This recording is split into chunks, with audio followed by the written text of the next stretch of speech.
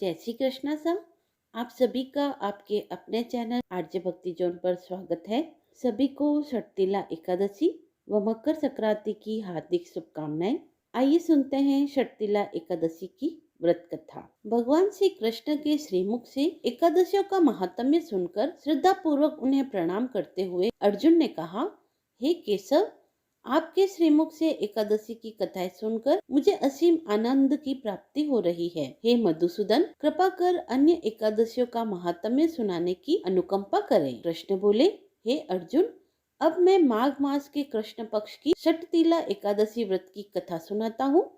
ध्यान पूर्वक सुनो। एक बार दालभ्य ऋषि ने पुलस्त्य ऋषि से पूछा, हे ऋषि श्रेष्ठ, मनुष्य मृत्यु लोक में रक्त बहाव आदि महापाप करते हैं और दूसरों के धन की चोरी तथा दूसरों की उन्नति देखकर ईर्ष्या आदि भी करते हैं। ऐसे महान पाप मनुष्य क्रोध, ईर्ष्या, आवेग और मूर्खतावश करते हैं और बाद में शोक करते हैं, हाय यह हमने क्या किया।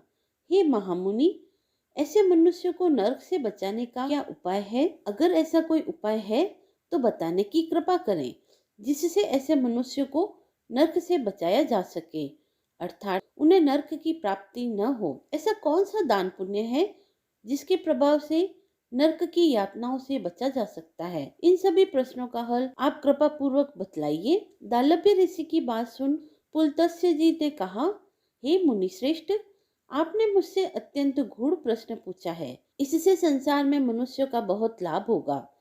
जिस रहस्य को इंद्र आदि देवता भी नहीं जानते, वह रहस्य मैं आपको अवश्य ही बतलाऊंगा। माघ मास आने पर मनुष्य को स्नान आदि से शुद्ध रहना चाहिए और इंद्रियों को वश में कर काम, क्रोध, लोभ, मोह, ईर्ष्या तथा अहंकार आदि से सर्वथा बचना चाहिए। पुष्य नक्षत्र में गोबर, कपास, तिल मिलाकर उपले बनाने चाहिए।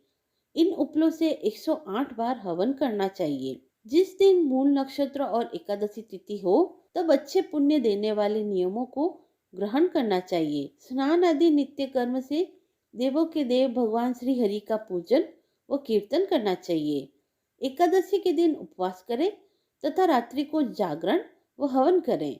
उसके दूसरे दिन धूप, दीप, नैवेद्य से भगवान श्री हरि की पूजा अर्चना करें तथा खिचड़ी का भोग लगाएं। उस दिन श्री विष्णु को पेठा, नारियल, सीताफल या सुपारी सहित अर्घ अवश्य देना चाहिए। तो दो उपरांत उनकी स्तुति करनी चाहिए। हे जगदीश्वर, आप निराश्रितों को शरण देने वाले हैं। आप संसार में डूबे हुओं का उद्धार करने वाले हैं। हे कमल नयन, हे मधुसूदन, हे जगन्नाथ, हे पुंडरीकाक्ष, आप लक्ष्मी जी सहित मेरे इस तुच्छ अर्घ को स्वीकार कीजिए। इसके पश्चात ब्राह्मणों को जल से भरा घड़ा और तिल दान करने चाहिए। यदि संभव हो तो ब्राह्मण को गौ और तिल दान देना चाहिए। इस प्रकार मनुष्य जितने तिलों का दान करता है, वह उतने ही सहस्त्र वर्षों तक स्वर्ग में वास करता है। इस दिन तिल से स्नान करना चाहिए, तिल का उपटन करना चाहिए, तिलोदक करना चाहिए, तिल का हवन करना चाहिए, तिल को भोजन के रूप में ग्रहण करना चाहिए व तिल का दान करना चाहिए। इस प्रकार 6 रूपों में तिलों का प्रयोग षटतिला कहलाता है। इससे अनेक प्रकार के पाप नष्ट हो जाते हैं। इतना कहकर पुलस्त्य ऋषि ने कहा, अब मैं आपको एकादशी की कथा सुनाता हूँ। एक बार नारद मुनि ने भगवान श्री हरि से षटतिला एकादशी का महात्म्य पूछा। वे बोले, हे प्रभु, आप मेरा प्रणाम स्वीकार करें। षटतिला एकादशी के उपवास का क्या पुण्य है? उसकी क्या कथा है? कृपा कर मुझे कहिए। नारद जी की प्रार्थना सुन भगवान श्री हरि ने कहा, हे नारद, मैं तुम्हें प्रत्यक्ष देखा सत्य वृतांत सुनाता हूँ। ध्यान पूर्वक श्रवण करो। बहुत पहले मृत्यु लोक में एक ब्राह्मणी रहती थी। वह सदा व्रत उपवास किया करती थी। एक बार वह 1 मास तक उपवास करती रही। इससे उसका शरीर बहुत कमजोर हो गया। वह अत्यंत बुद्धिमान थी। फिर उसने कभी भी देवताओं तथा ब्राह्मणों के निमित्त अन्नदान आदि नहीं किया था। मैंने चिंतन किया कि इस ब्राह्मणी ने उपवास आदि से अपना शरीर तो पवित्र कर लिया है तथा इसको वैकुंठ लोक की प्राप्ति हो जाए, किंतु इसने कभी अन्नदान नहीं किया। अन्न के बिना जीव की तृप्ति होना कठिन है। ऐसा चिंतन कर मैं मृत्यु लोक में गया और उस ब्राह्मणी से अन्न की भिक्षा मांगी। इस पर उस ब्राह्मणी ने कहा, हे योगीराज, आप यहाँ किस लिए पधारे हैं? मैंने कहा, मुझे भिक्षा चाहिए। इस पर उसने मुझे एक मिट्टी का पिंड दे दिया। मैं उस पिंड को लेकर स्वर्ग लौट आया। कुछ समय बीत जाने पर वह ब्राह्मणी शरीर त्याग कर स्वर्ग आई। मिट्टी के पिंड के प्रभाव से उसे उस जगह एक आम वृक्ष सहित घर मिला, किंतु उसने उस घर को अन्य वस्तुओं से खाली पाया। वह घबराई हुई मेरे पास आई और बोली, हे प्रभु, मैंने अनेक व्रत आदि से आपका पूजन किया है, किंतु फिर भी मेरा घर वस्तुओं से रिक्त है। इसका कारण क्या है? मैंने कहा, तुम अपने घर जाओ और जब देव स्त्रियां तुम्हें देखने आए तब तुम उनसे शर्तिला एकादशी का महात्म्य और उसका विधान पूछना। जब तक वह नहीं बतलाए तब तक द्वार नहीं खोलना। प्रभु के ऐसे वचन सुन वह अपने घर गई और जब देव स्त्रियां आई और दरवाजा खोलने के लिए कहने लगी तब उस ब्राह्मणी ने कहा, यदि आप मुझे देखने आई हैं तो पहले मुझे शर्तिला एकादशी का महात्म्य बतलाइए। तब उनमें से एक देव स्त्री ने कहा, यदि तुम्हारी यही इच्छा है तो ध्यान पूर्वक श्रवण करो। मैं तुमसे एकादशी व्रत और उसका महात्म्य विधान सहित कहती हूँ। जब उस देव स्त्री ने शर्तिला एकादशी का महात्म्य सुना दिया तब उस ब्राह्मणी ने द्वार खोल दिए। देव स्त्रियों ने ब्राह्मणी को सब स्त्रियों से अलग पाया। उस ब्राह्मणी ने भी देव स्त्रियों के कहा अनुसार शर्तिला एकादशी का उपवास किया और उसके प्रभाव से उसका घर धन धान्य से भर गया। अतः हे पार्थ, मनुष्य को अज्ञानता को त्याग कर शर्तिला एकादशी का उपवास करना चाहिए। इस एकादशी व्रत को करने वाले जन्म जन्म की निरोगता प्राप्त करते हैं। इस उपवास से मनुष्य के सभी पाप नष्ट हो जाते हैं। कथा समाप्त हुई। आइए सुनते हैं ग्यारस माता की कथा। युधिष्ठिर ने पूछा, भगवान, पुण्यमयी एकादशी तिथि कैसे उत्पन्न हुई? इस संसार में क्यों पवित्र मानी गई तथा देवताओं को यह कैसे प्रिय हुई? श्री भगवान बोले, कुंती नंदन, प्राचीन समय की बात है। सतयुग में मुर नामक दानव रहता था। वह बहुत ही अद्भुत, अत्यंत रौद्र तथा संपूर्ण देवताओं के लिए भयानक था। उस काल रूपधारी दुरात्मा महासुर ने इंद्र को भी जीत लिया था। संपूर्ण देवता उससे परास्त होकर स्वर्ग से निकाले जा चुके थे और संकित तथा भयभीत होकर पृथ्वी पर विचरा करते थे। एक दिन सब देवता महादेव जी के पास गए। वहां इंद्र ने भगवान शिव के आगे सारा वृतांत सुनाया। इंद्र बोले, महेश्वर, ये देवता स्वर्ग लोक से भ्रष्ट होकर पृथ्वी पर विचर रहे हैं। मनुष्यों में रहकर इनकी शोभा नहीं होती। देव, कोई उपाय बतलाइए। देवता किसका सहारा लें? महादेव जी ने कहा, देवराज, जहाँ सबको शरण देने वाले, सबकी रक्षा में तत्पर रहने वाले जगत के स्वामी भगवान गरुड़ ध्वज विराजमान हैं, वहां जाओ, वे तुम लोगों की रक्षा करेंगे। भगवान श्री कृष्ण कहते हैं, युधिष्ठिर महादेव जी की बात सुनकर परम बुद्धिमान देवराज इंद्र संपूर्ण देवताओं के साथ वहां गए। भगवान गदाधर क्षीर सागर के जल में सो रहे थे। उनका दर्शन करके इंद्र ने हाथ जोड़कर उनकी स्तुति प्रारंभ की। बोले, देव देवेश्वर, आपको नमस्कार है। देवता और दानव दोनों ही आपकी वंदना करते हैं।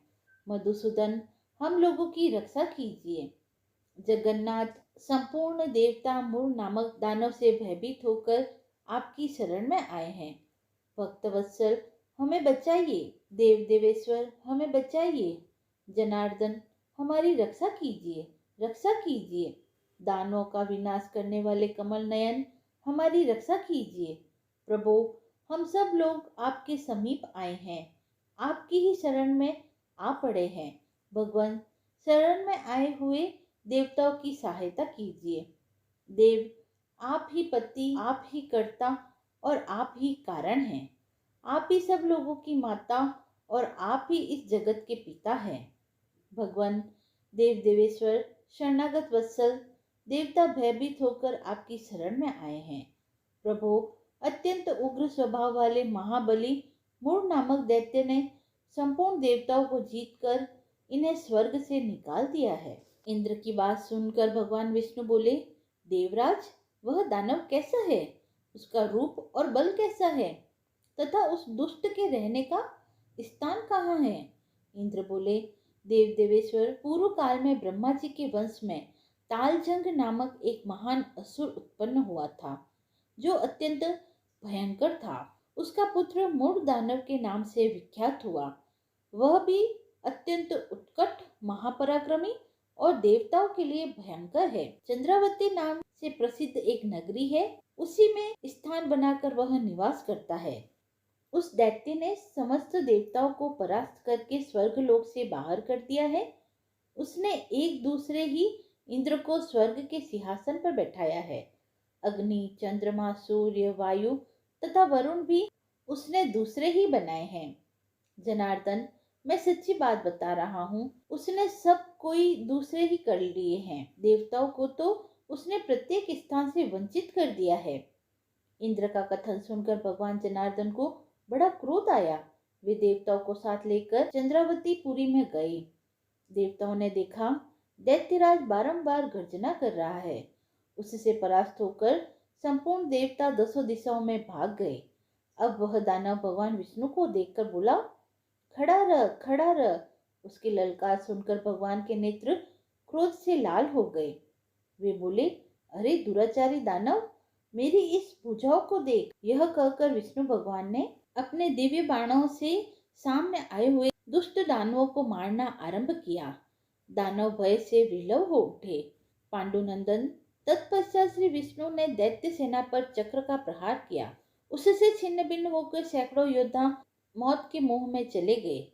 इसके बाद भगवान मधुसूदन बद्रिका आश्रम को चले गए। वहां सिंहवती नाम की गुफा थी, जो 12 योजन लंबी थी। हे पांडुनंदन, उस गुफा में एक ही दरवाजा था। भगवान विष्णु उसी में सो रहे थे।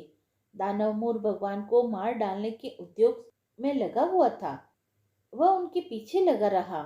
वहां पहुंचकर उसने भी उसी गुफा में प्रवेश किया। वहां भगवान को सोते देख उसे बड़ा हर्ष हुआ। उसने सोचा, यह दानवों को भय देने वाला देवता है, अतः निसंदेह इसे मार डालूं। युधिष्ठिर, दानव के इस प्रकार विचार करते ही भगवान विष्णु के शरीर से एक कन्या प्रकट हुई, जो बड़ी ही रूपवती, सौभाग्यशालिनी तथा दिव्य अस्त्र शस्त्रों से युक्त थी। वह भगवान के तेज के अंश से उत्पन्न हुई थी। उसका बल और पराक्रम महान था। युधिष्ठिर, दानवराज मूढ़ ने उस कन्या को देखा। कन्या ने युद्ध का विचार करके दानव के साथ युद्ध के लिए याचना की। युद्ध छिड़ गया। कन्या सब प्रकार की युद्ध कला में निपुण थी। वह मूढ़ नामक राक्षस, महान असुर, उसके हुंकार मात्र से राख का ढेर हो गया। दानव के मारे जाने पर भगवान जाग उठे। उन्होंने दानव को धरती पर पड़ा देखा और पूछा, मेरा यह शत्रु अत्यंत उग्र और भयंकर था, किसने इसका वध किया है? कन्या बोली, स्वामी, आपके ही प्रसाद से मैंने इस महादैत्य का वध किया है। श्री भगवान ने कहा, कल्याणी, तुम्हारे इस कर्म से तीनों लोकों के मुनि और देवता आनंदित हुए हैं। अतः तुम्हारे मन में जैसी रुचि हो उसके अनुसार मुझसे कोई वर मांगो। देव दुर्लभ होने पर भी वह वर मैं तुम्हें दूंगा, इसमें संदेह नहीं है। वह कन्या साक्षात एकादशी ही थी। उसने कहा, प्रभु, यदि आप प्रसन्न हैं तो मैं आपकी कृपा से सब तीर्थों में प्रधान, समस्त विघ्नों का नाश करने वाली तथा सब प्रकार की सिद्धियां देने वाली हो जाऊं। जनार्दन, जो लोग आप में भक्ति रखते हुए मेरे दिन को उपवास करेंगे, उन्हें सब प्रकार की सिद्धियां प्राप्त हो।